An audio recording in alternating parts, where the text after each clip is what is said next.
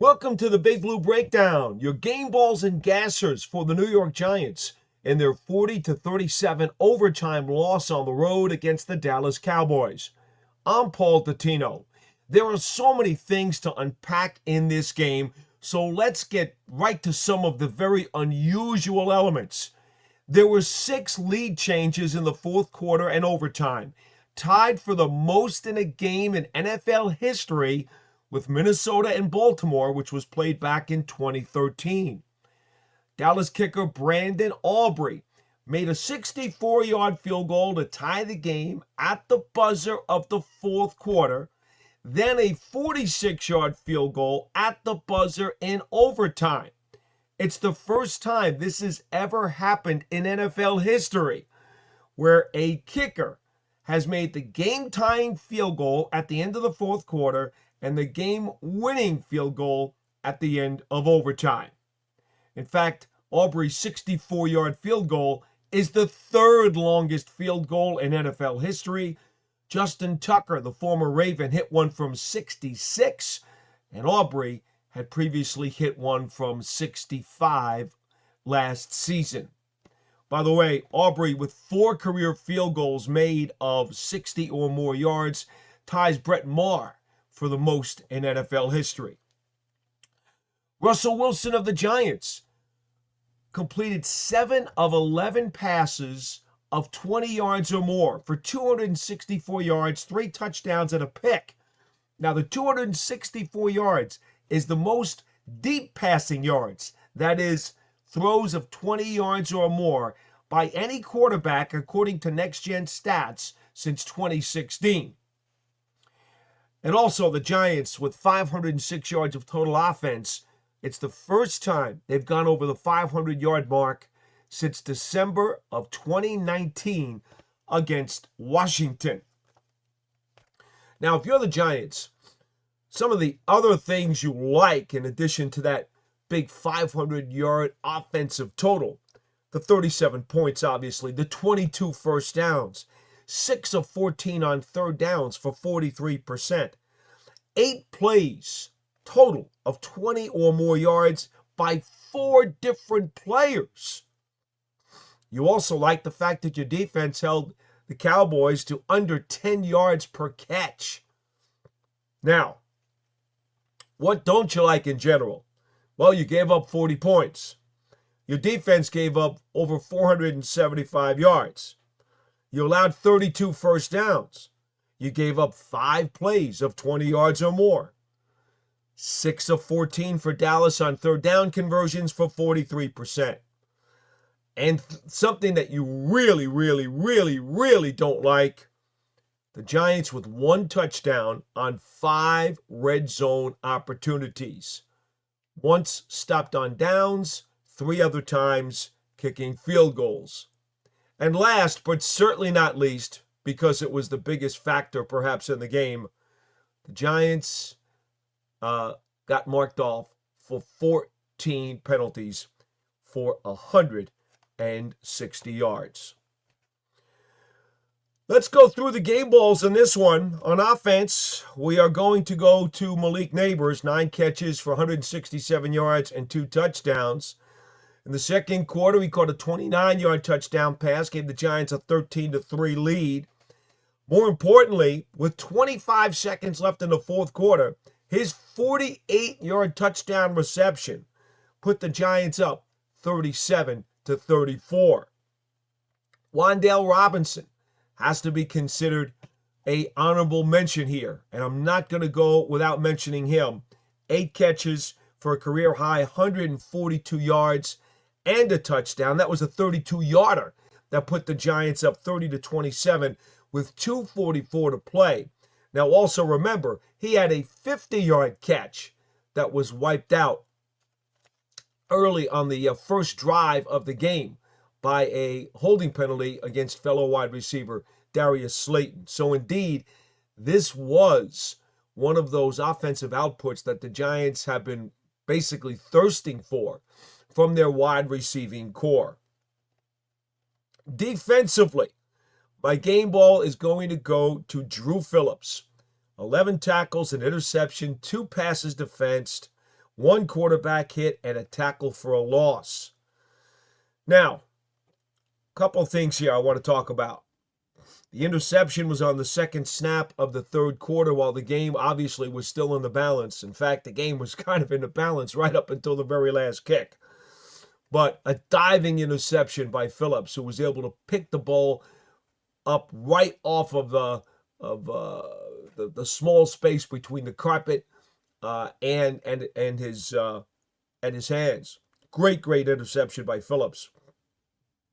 Also, I want to mention, though, that he had 2 third-down stops in overtime, forcing the Dallas Cowboys to punt the ball twice. Those perhaps, in all honesty, were his 2 most important plays of the game. The game ball and special teams. Got to go to Jamie Gillen. Had 3 punts for a net of over 44 yards. 1 punt was returned for 2 yards. The other 2 resulted in fair catches. So those are our game balls. And by the way, an honorable mention goes to rookie 5th round offensive tackle Mbow out of Purdue. After the Giants' opening possession, during which James Hudson got marked off for 4 penalties. We'll talk about that in just a bit. Mbow came in and played left tackle for the remainder of the game. And considering the spot that he was put in, really terrific job. We'll see how the Giants play it over the course of the next few days. Does Mbow practice as the starter, perhaps, against Kansas City? Is Andrew Thomas ready? Is the rehab done on his foot?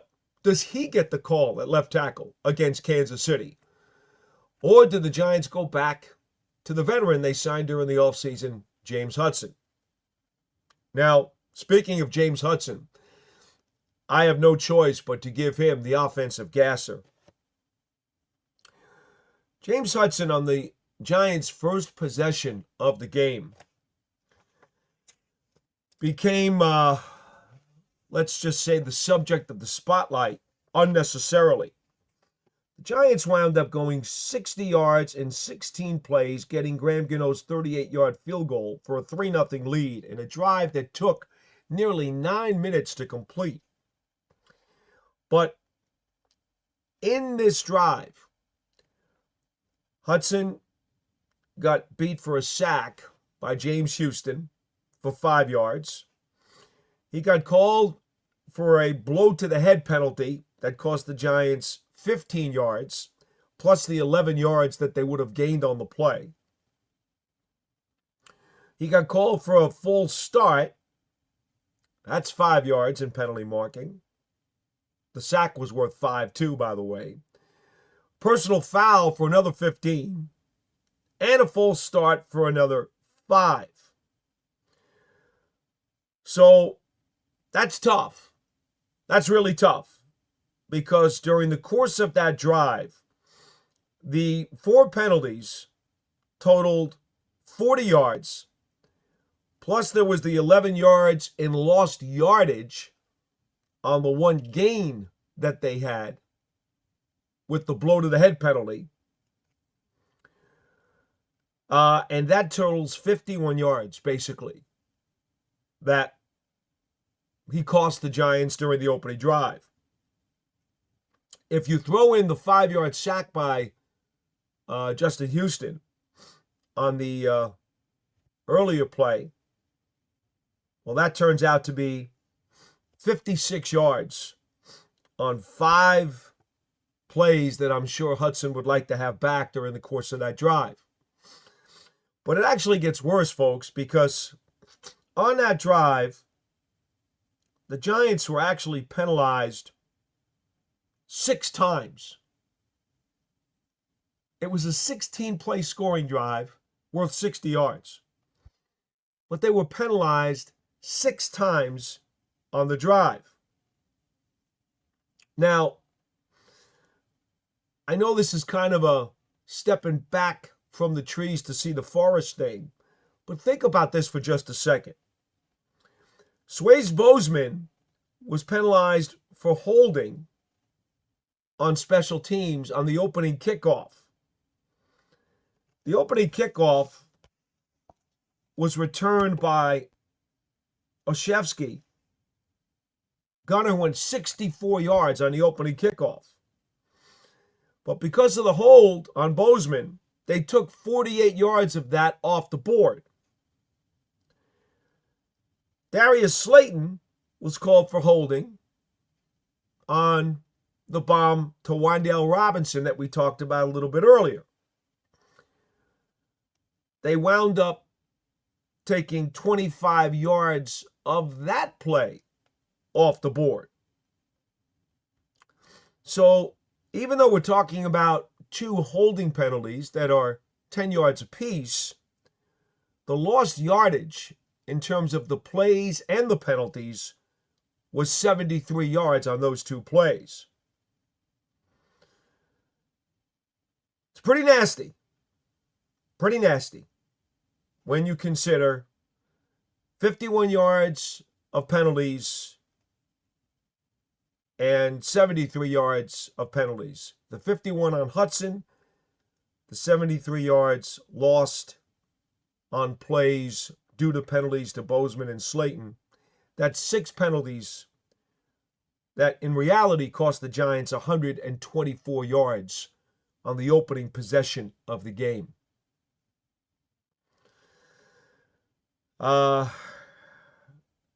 That's pretty incredible, and I don't know that I've ever seen anything like it. All right, so that's where we're going with our offensive gasser. It goes to James Hudson. Now, on defense, well, this one is really, really difficult because the play of the game, in all honesty, and I know that there are so many different plays and ups and downs and twists to this one. I don't know how many of you believe that Aubrey would have made the field goal at the end of regulation from as deep as 70 yards. We've been told that in practice he's hit 70-yard field goals. So I don't know. In a real game, would he do it? Probably, if it's against the Giants. But here's the play, if you really needed to pinpoint one play that was the gut punch before the actual kick went through the uprights to send the game into overtime. On 2nd down and 10 from the Dallas 33, Dak Prescott goes back to throw, and he's looking for tight end Jake Ferguson over the middle. Ferguson does what every good tight end will do. He finds open air in the zone, sits down, knows exactly where he's got to go, and just makes the catch. Really simple. Nothing fancy. Well, Prescott goes back to throw, and Ferguson from the right side of the Cowboys offense just simply goes straight down the field and runs directly to the Dallas star located at midfield on the 50-yard line. Now, earlier in the week, Giants head coach Brian Daboll had said, one of the things about Aubrey is that Dallas only has to get to the 50-yard line to give him a real chance to make the field goal. We told you. He had already made 3 60-plus yard field goals in his career. So Daboll knew what he was talking about. So Ferguson, seeing the Giants are in a deep zone, a very deep shell, runs directly to the star. Bobby Okereke's trying to play underneath in the zone. He doesn't get over quick enough or drop deep enough to be able to prevent the pinpoint pass thrown by Prescott to Ferguson. But here's the one that bothers me maybe a little bit more. Dane Belton is on the back end of the zone. And when the ball is snapped, Belton backpedals, goes beyond the 50, and actually backpedals to about the 46-yard line of the Giants. And then comes up to try to make the play on Ferguson, but of course it's too late. Ferguson catches the ball in front of Belton, right there at the 50, and falls forward onto the Giants' 49. Now, again, it's a pinpoint pass by Prescott. Nobody is disputing the throw. And Ferguson ran the perfect sit-down route. Right between Belton and Okereke. Two Giants in a zone who, in effect, were in position to bracket Ferguson. Okereke didn't drop far enough, and Belton dropped too far. Call them mental errors more than anything else, because they had to know that Dallas was looking just to get the ball to the 50. That's what they were warned about by head coach Brian Daboll. The 50. That's pretty much where his range is. Don't let them get to the 50. And they allowed Ferguson to get between them to the 50. And Prescott put the ball right on the money. So that sets up 2nd down and 7. A 1st and 10 at the Giants' 49. And then Javonte Williams just kind of falls forward behind left guard to put the ball where they want to for Aubrey. He gains 3. And then with 5 seconds to go now in the 4th quarter, Dallas calls for time. So now it becomes a 64-yard field goal instead of what would have been a 67-yard field goal. As it turns out, that 3 yards might have made a difference, because if you watch the kick carefully, it knuckleballed and started slicing off to the right, and maybe the extra 3 yards, it might have hit the upright or gone out, because it was certainly going that way. And as the ball went through the goalposts, it was clearly fading to the right, and did wind up going that way beyond the goalposts. And so the game was tied at 37. So that play is really the one, more than anything else, that gave Aubrey the legitimate chance to hit the game-tying field goal. And then, of course, 52 seconds left in the 4th. I don't want to leave out Pickens with a 6-yard touchdown catch, left out just inside the pylon. He simply ran a great route. Paulson Adebo was a fraction too late. That made it 34-30 Dallas. But again, that touchdown wouldn't have mattered had the Giants not allowed the Cowboys to get to the 50, and setting up Aubrey's field goal that ended regulation. In overtime, we do know that Pickens worked against Adebo again and beat him on a right crossing route for 27 yards to the Giants' 37. And that came with 2 minutes to go.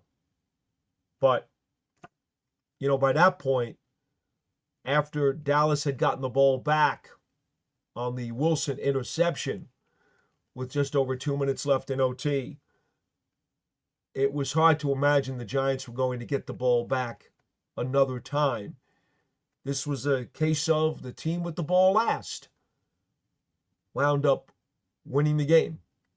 or in this case, the team that got to kick the ball last, wound up winning the game.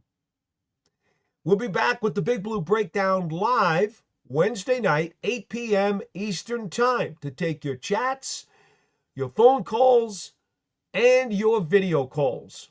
Right here on the New York Giants on SI YouTube channel and media network, as the Giants prepare for another 0-2 team, this time the Kansas City Chiefs, who will come into MetLife Stadium as the Giants open their home schedule. I'm Paul Dottino. We will see you then.